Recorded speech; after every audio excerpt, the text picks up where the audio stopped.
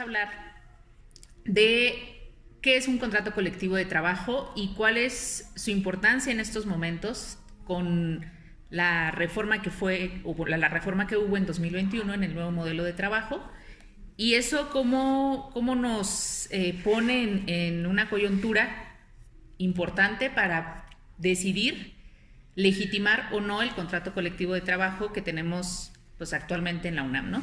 Entonces, pues gracias, Andrés, otra vez por tu tiempo y por compartir pues todo lo que sabes respecto al tema. Y nos gustaría saber primero cómo definirías o cómo podemos poner en contexto lo que representa y lo que es el contrato colectivo de trabajo en la universidad. Okay.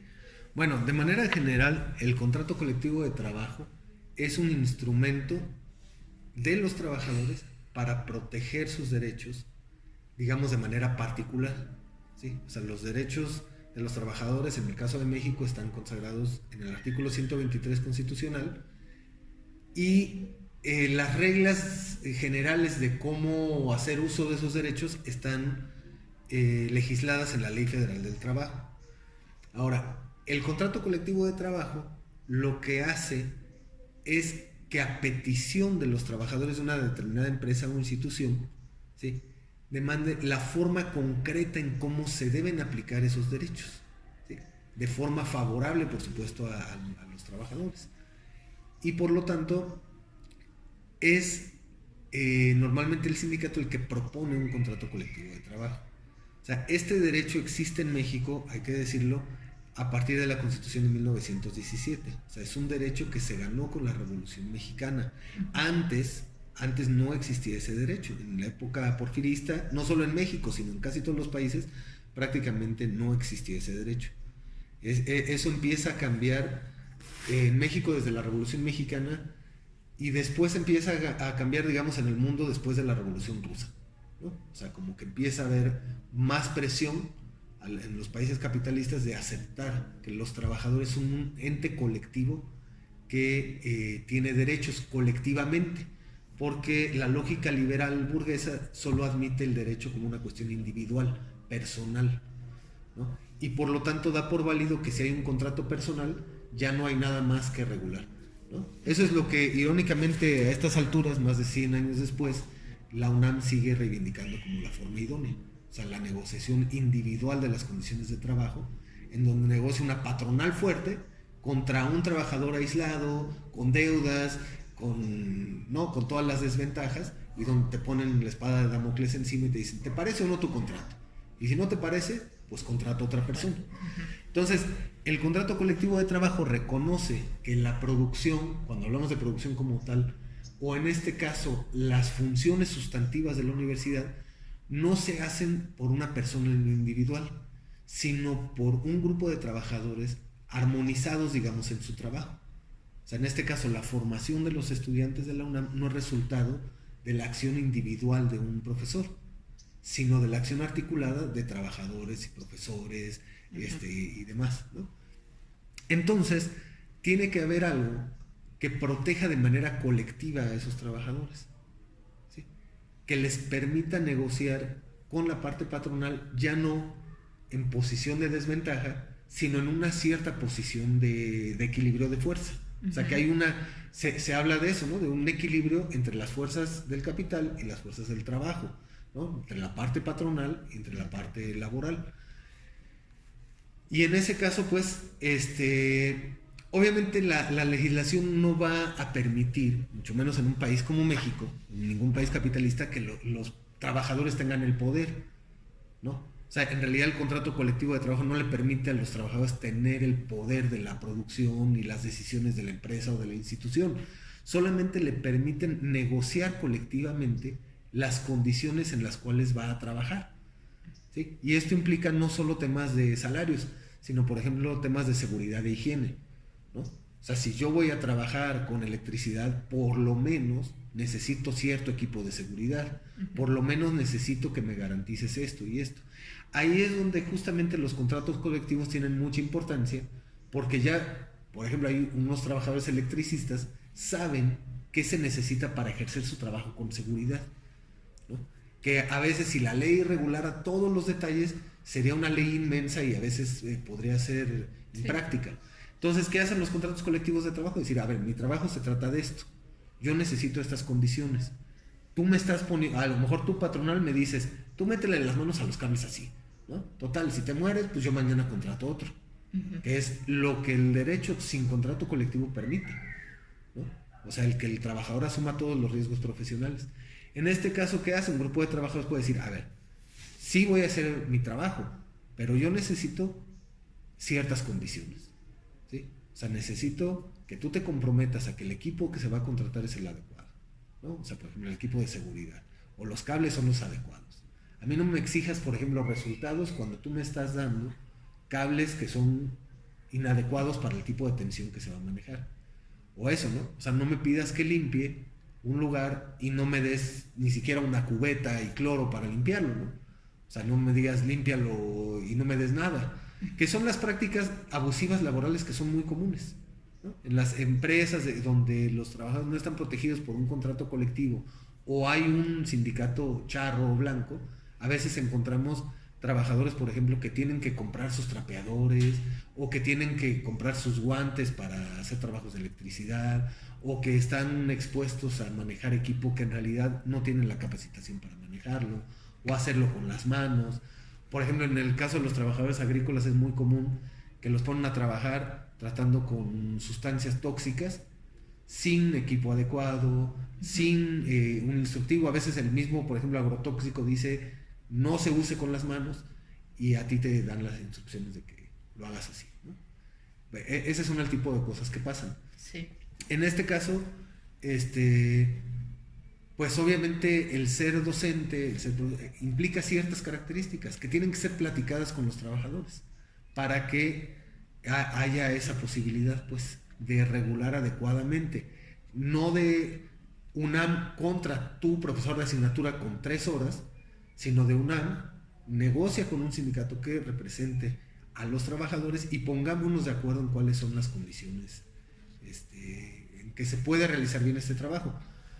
El instrumento de presión que tienen los trabajadores es la huelga, ¿sí? O sea que eventualmente, si esas condiciones no se cumplen, se pueden ir a huelga, es decir, parar la producción o parar el trabajo para poner de manifiesto que realmente la institución o la empresa no funciona sin el trabajo. Sí. ¿No? O sea que los resultados de la empresa o institución se dan gracias al trabajo articulado colectivo de los trabajadores, ¿no?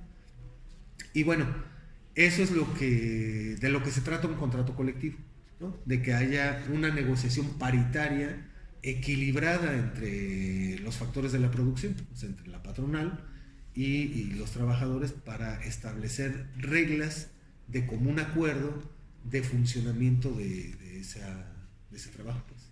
Muy bien.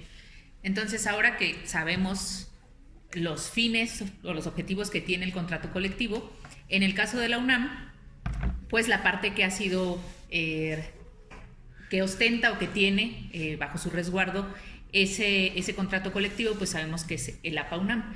Pero al mismo tiempo, las limitaciones en la mejora de condiciones laborales se han dado dentro del contrato colectivo, ¿no? O sea, cuando ha habido demandas de los profesores, pues ahí es donde está la traba, en que los estatutos no permiten esa mejora de condiciones, ¿no? Entonces, no sé si pudieras hablarnos ahora de cuáles son las características que hacen que estemos inconformes con el contrato colectivo que tiene la PAUNAM.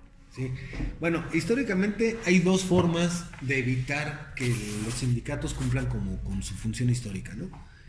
Que han usado en México, ¿no? Una es hacer contratos de protección patronal, es decir, cuando la patronal se da cuenta que los trabajadores están queriendo hacer un sindicato, antes de que lo hagan o mientras lo están haciendo, hace otro sindicato con gente que le es leal, comprada, pues, o sobornada, o que le cae bien a la patronal, etcétera, y firman un contrato colectivo que se llama de protección, que básicamente lo que hace es asegurarle a la parte patronal que el contrato colectivo no le va a exigir nada, ¿sí?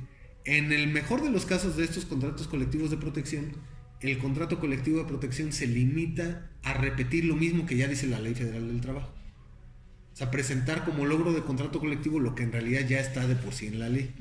Y en otros casos, que son los más lamentables, y que es el caso de la UNAM, con el APA-UNAM, es que no solo se limitan a reconocer los derechos que ya existen en la ley, sino que incluso el contrato colectivo está para evitar que se cumplan las pocas leyes que son a favor del trabajador.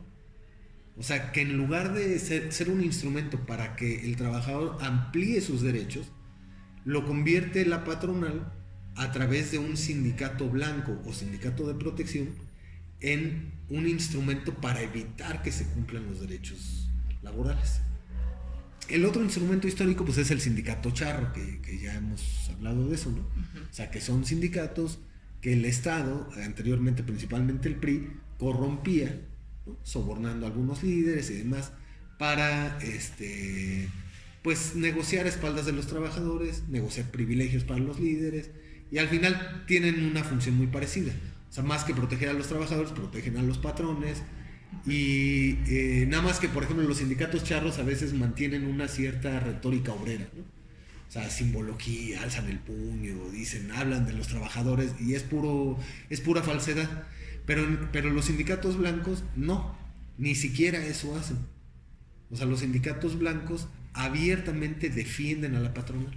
O sea, defienden esta idea que yo diría incluso no solo es una idea capitalista, es una idea de la parte más reaccionaria de la clase capitalista, que le trata de inculcar a los trabajadores de que su beneficio como trabajador está atado al bienestar del patrón.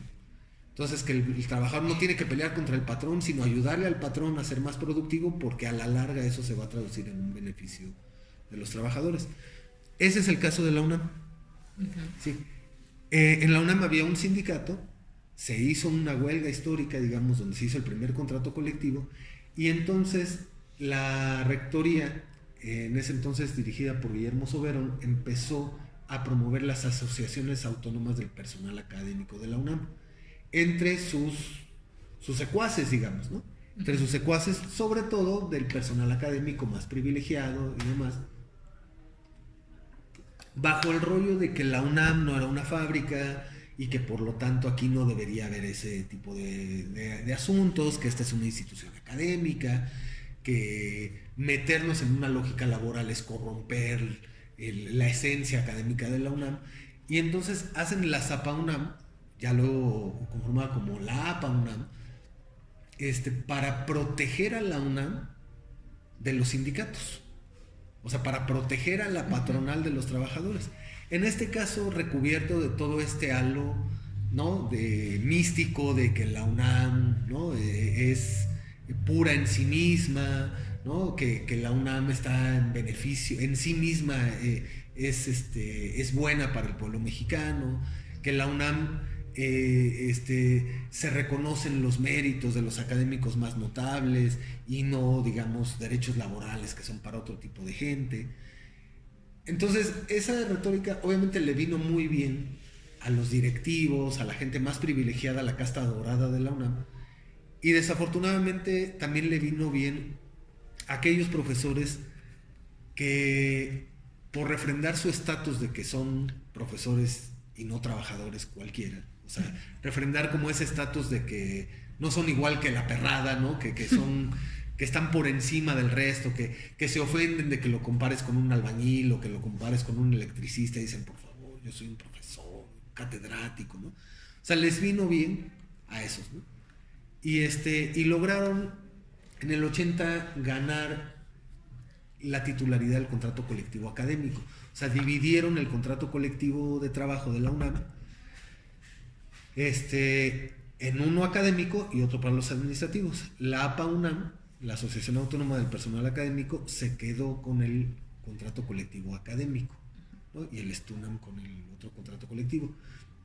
Y la APA-UNAM entonces cumple su función patronal, haciendo o firmando un contrato colectivo de trabajo que, en lugar de ampliar los derechos de los profesores, los reduce, ¿sí? O sea, a los profesores de asignatura de la UNAM nos iría mejor, en muchos sentidos, si se aplicara simplemente la Ley Federal del Trabajo sin mediación de ese contrato colectivo, que con la mediación de ese contrato colectivo, ¿no? Porque siempre los argumentos para todas las arbitrariedades que se cometen contra los profesores de asignatura vienen desde la argumentación de la rectoría y de la directiva de la UNAM de que el contrato colectivo o el estatuto personal académico que deriva del contrato colectivo lo permite.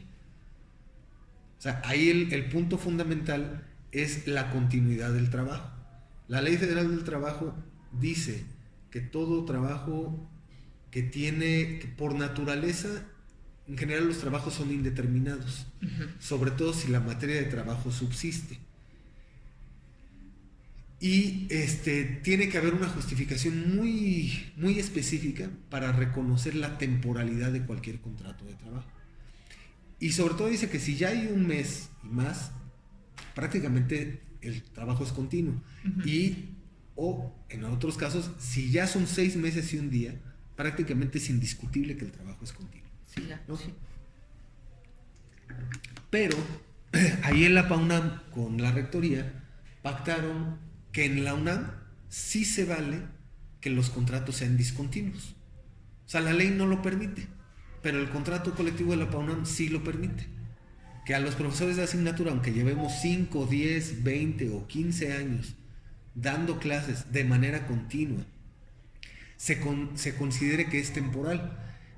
Incluso con la reforma, las contrarreformas laborales que se hicieron hace unos años, tanto con Calderón como con Peña Nieto, se permitió que entrara en la ley esta figura de los contratos temporales, pero aún ahí dice que los contratos temporales solo se pueden dar en condiciones muy específicas.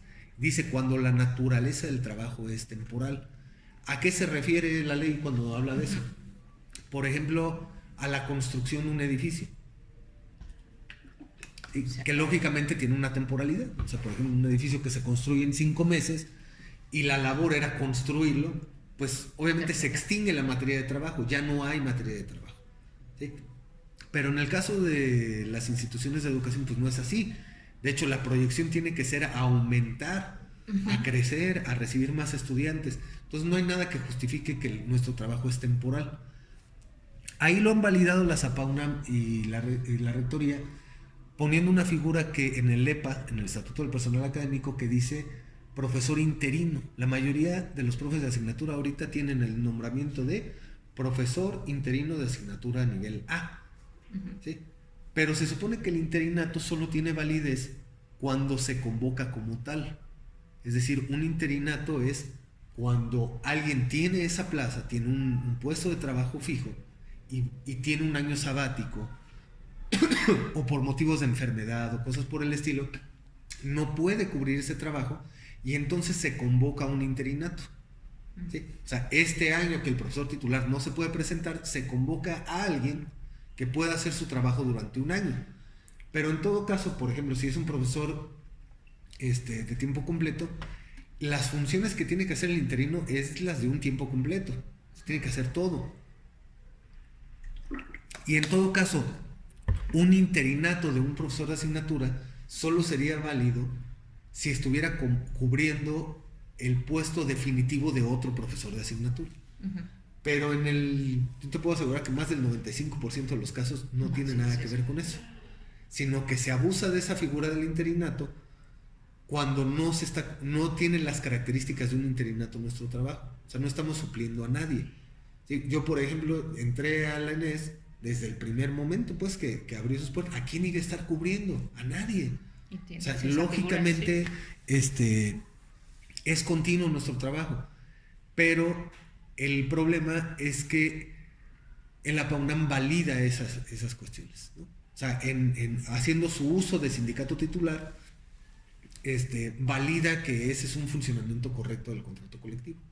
Entonces, en realidad, de proteger a los trabajadores, lo que hace es validar que se les esté despidiendo a gusto de la patronal cada 6 meses.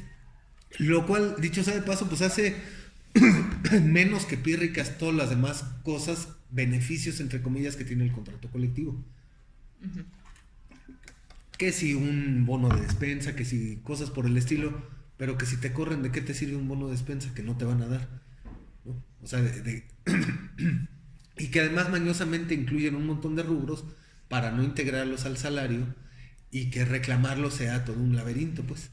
Así es. Que ya nos las han aplicado también desde esa perspectiva. Muy bien. Sí, pues con esto nos queda claro que nos ha puesto en desventaja este contrato colectivo, pero afortunadamente viene ahora un proceso que deriva de una reforma laboral. Y nos gustaría saber, o si nos puedes explicar, este proceso que viene para el inicios del próximo año, del 2023, en legitimar o no por primera vez el contrato colectivo. Sí, pues esta reforma viene de algunas exigencias que hicieron los sindicatos de Canadá y Estados Unidos con la firma del TEMEC, ¿no? Que se sustituyó al Tratado de Libre Comercio de América del Norte, en donde claramente en México es un escándalo mundial, digamos, que se abusa de las condiciones de los trabajadores y que por lo tanto, bueno, se está trayendo cierto capital a México a costa de la excesiva explotación de la mano de obra mexicana, pues, de la fuerza de trabajo en México. Entonces se pidió en la nueva firma del TEMEC que los sindicatos en México demostraran que de verdad representan a los trabajadores, porque es de todo sabido que México, digamos, está plagado de sindicatos charros y de sindicatos blancos y de protección, que son pocos los sindicatos que realmente representan a los trabajadores, son muy pocos. Entonces eso lo observan, digamos, los sindicatos de Estados Unidos y Canadá y digan, a mí no me hagan cuento de que esto funciona bien. Uh-huh. Todo mundo sabemos que en México el tema sindical es profundamente corrupto y que la mayoría de los sindicatos no representan a los trabajadores y eso permite que en México se paguen salarios tan bajos, que haya condiciones de trabajo tan malas y demás. Entonces, esta nueva reforma que entró en vigor a raíz de la aprobación del TEMEC le exige a los sindicatos que demuestren que de verdad representan a los trabajadores. Entonces se tiene que convocar una consulta para la legitimación o no del contrato colectivo de trabajo, que tendría que estar siendo a principios del próximo año, en febrero aproximadamente del próximo año, se tendrá que convocar a todos los trabajadores académicos de la UNAM a una consulta para ver si estamos de acuerdo o no con el presente contrato colectivo de trabajo que tiene firmada la APA-UNAM con la rectoría de la UNAM. Ahí pues nosotros estamos llamando a votar no. ¿Esto qué significa? Obviamente la APA-UNAM va a decir que si nosotros votamos en contra del contrato colectivo, entonces nos van a dejar de pagar los bonos de por ejemplo de despensa o cosas por el estilo, pero no tiene nada que ver con eso. En realidad lo que sucede si gana el no es que el APA-UNAM en ese momento deja de ser titular del contrato colectivo de trabajo, ¿sí? Y cualquier otro sindicato puede emplazar a huelga para demandar la firma de un verdadero contrato colectivo de trabajo. Por lo mientras, los trabajadores no perdemos ni un solo bono, ni un solo peso de nuestro ingreso. No tiene por qué perderse absolutamente nada. Uh-huh. Lo único que pasa es que la APA-UNAM pierde el derecho de estar hablando a nombre de todos los trabajadores una vez que demostró que no los representa. Una vez que eso suceda, entonces ya se puede negociar otro contrato colectivo de trabajo. O ya se tiene que dejar de usar el argumento de que el contrato colectivo de trabajo permite una arbitrariedad como un argumento a favor. No sé si recuerdan que cuando tuvimos estas negociaciones del AGDA con la dirección y que mandaron una persona acá de rectoría y demás, cuando se le preguntó que cuál era el problema con conceder nuestras demandas, dijeron que el problema era que no podían acordar nada con la AGDA porque con los únicos que se puede acordar es con el APA-UNAM, a pesar de que todo lo que estábamos pidiendo está dentro de los marcos de la Ley Federal del Trabajo y que incluso tampoco es que el contrato en sí mismo las prohíba. Sobre todo el problema es que prevalece la interpretación que acuerda el APA-UNAM con la rectoría y la interpretación siempre es en contra de los trabajadores, en este caso de los profesores. Uh-huh. Y ahí lo que nos contestaron es, no, porque si nosotros acordamos esto en beneficio de ustedes, la APA-UNAM nos puede demandar por incumplimiento del contrato colectivo de trabajo que dice que solo con ellos podemos hacer estos acuerdos. Si en un escenario donde se hubiera ganado el no, la dirección no nos hubiera podido decir que no. Porque ese argumento simplemente no tenía validez. En ese escenario donde no hay contrato, no hay titular del contrato colectivo de trabajo, y sobre todo siendo un sindicato propatronal, la dirección no hubiera tenido ni un solo argumento para firmar esos acuerdos con la AGDA. O sea, hubiera podido hacer, lo podía hacer de todos modos, pero el único argumento que tuvo para decir que no lo tendría. Esa es la cuestión. Perfecto, sí, pues esta coyuntura que vamos a tener, pues es justo lo que nos permite modificar y cambiar esta condición que tenemos como profesores, como académicos, ¿no? No solo los profesores de asignaturas, sino también los otros, ¿cómo se les dice? Cargos o nombramientos, ¿no? Entonces, pues nada, estar informados, porque ya nos explicaste, ¿no? O sea, se abriría otro panorama si pierde la titularidad del contrato colectivo de la APA-UNAM, y en este caso, pues quienes verdaderamente podrían hacer una mejora para nuestras condiciones sería el CITA-UNAM. Claro, sí, es una oportunidad histórica que en 40 años no se había tenido. Eso es muy importante que todos los docentes de la UNAM lo tengan claro. No hemos tenido una oportunidad como esta en 40 años. Así es. O sea, de poder revertir esta situación que por supuesto en estos 40 años ha crecido. O sea, cuando eso pasó en el 80, todavía la mayoría de los profesores de la UNAM tenían una cierta definitividad, tenían una cierta estabilidad. Muchos eran medios tiempos, otros tiempos completos, todavía estaban creciendo, por ejemplo, los SHs, había necesidad de tener más maestros y había condiciones para regularizarse, incluso hubo programas para estabilizarse y demás. Pero el monstruo ha crecido en esos 40 años. O sea, cada vez más la UNAM ha hecho uso de esta figura del interinato, de la figura de profesora de asignatura, para ir devaluando la condición laboral de los profesores. Y dicho sea de paso, también en detrimento de la situación académica, pues, porque tiene un relajo, porque no hay continuidad, porque no puedes involucrar de repente a los profesores de asignatura, no los puedes invitar a participar en cuestiones que les competen, como los planes de estudio, cosas por el estilo, porque los estás rotando todo el tiempo de manera arbitraria. Además, todo esto se presta a corrupción, a nepotismo, a acoso sexual, a todo eso. ¿Por qué? Porque es mucha ventaja del patrón frente al trabajador. El trabajador y las profesoras siempre están en desventaja, ¿no? O sea, técnicamente, por ejemplo, ¿qué pasa aquí? La patronal tiene prohibido correr a una mujer embarazada por estar embarazada, pero haciendo uso de esto, lo puede hacer veladamente. O sea, porque puede decir, no, yo no te corrí, es más, yo no te corrí, lo que pasa es que tu contrato terminó.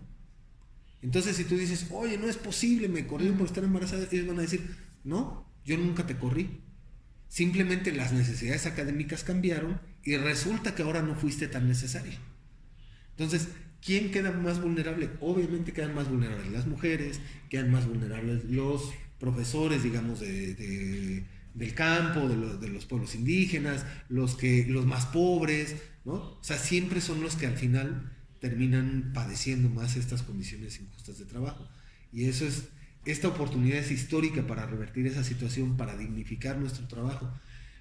Nosotros como CITA-UNAM, pues obviamente, pues estamos haciendo esa lucha, pues. O sea, el sindicato del CITA-UNAM se fundó apenas hace poco con la finalidad de ya dignificar de una vez por todas el trabajo docente de la UNAM, principalmente a los profesores de asignatura, pero también de darles una opción de dignificación a los profesores de tiempo completo, investigadores y demás, que no quieren estar ahí por deberle el favor a alguien, o que no quieren estar ahí condicionados por ejemplo, a firmar a favor de un directivo, o de entrarle a una campaña del PRI, de José Narro, o cosas por el estilo, ¿no? O sea, ese es el asunto, pues, que ya podemos trabajar de una forma digna, en donde si hay problemas o no, se diriman como se tienen que dirimir estas cosas, transparentemente, ¿no? Entre factores equilibrados, pues. O sea, porque obviamente también la patronal y la APA-UNAM va a hacer escándalo de decir, no, es que la UNAM se va a ir al caos porque va a quedar en manos de grillos rojos que tienen... Pero en realidad eso no es una posibilidad en la ley, ¿no? Eso no existe. O sea, lo que existe es un equilibrio y lo que ellos están defendiendo es un tremendo desequilibrio, pues. Y esa es la oportunidad que hay.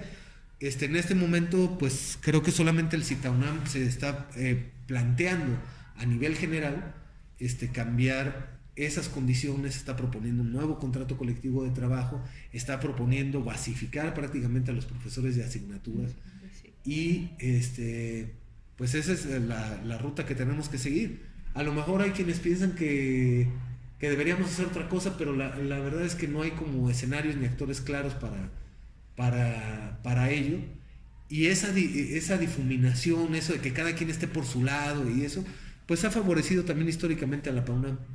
Porque ellos, aunque son pocos, aunque representan a pocos maestros y aunque son facciosos, frente a una comunidad académica tan disgregada, tan cada quien en su rollo, tan cada quien en su tiempo, tan cada quien en su escuela, tan cada quien en su academia, va pronto cada quien en su onda, la PAUNAM pues tiene como buena organización priista, como ese voto duro, ese núcleo que aunque sea poco representativo es constante, y con eso han tenido para tenernos sometidos 40 años. Entonces hay que oponer algo de la misma magnitud, pero en sentido contrario, pues. O sea, un sindicato que verdaderamente represente a los profesores, un sindicato democrático, ¿no? Que tenga todo lo que ahora ya se requiere y que justamente se requiere, o sea, equidad de género, ¿no? Verdadera representatividad, que sea observable por sus propios miembros, ¿no? Entonces, pues es a lo que hay que tirarle, pues. Obviamente también se podrá cuestionar, el CITAUNAM es perfectible, claro, ¿no? Todo es perfectible, pues, pero pensamos que hay condiciones para irlo perfeccionando con el tiempo. Y en la PAUNAM, la verdad es que nació podrido, pues. O sea, sí, la PAUNAM nació de una iniciativa patronal, no es democratizable ni siquiera, ¿no? Es una institución favorable a la patronal, ligada al PRI, ligada al Estado mexicano, ligada además a lo peor del Estado mexicano y a lo peor de la Unión. Sí, no, pues muchas gracias, Andrés, porque pues nos esclareces todo, pues la situación actual y sobre todo pues la ventaja de esto es que hay una oportunidad, ¿no? Y hay que aprovecharla. O sea, como dices, es histórico porque nunca se nos había dado la posibilidad de decir, bueno, estoy de acuerdo con lo que ellos están defendiendo o con que ellos me estén representando. Entonces, pues invitamos a toda la comunidad a que esté informada, que vea la importancia del contrato colectivo, porque es desde ahí donde realmente, o sea, es el fin también y el sentido de formar este sindicato y de pues sí, dar la lucha desde el contrato colectivo y pues vamos a apostarle a ganar, ¿no? Claro, Muchas gracias. Bueno.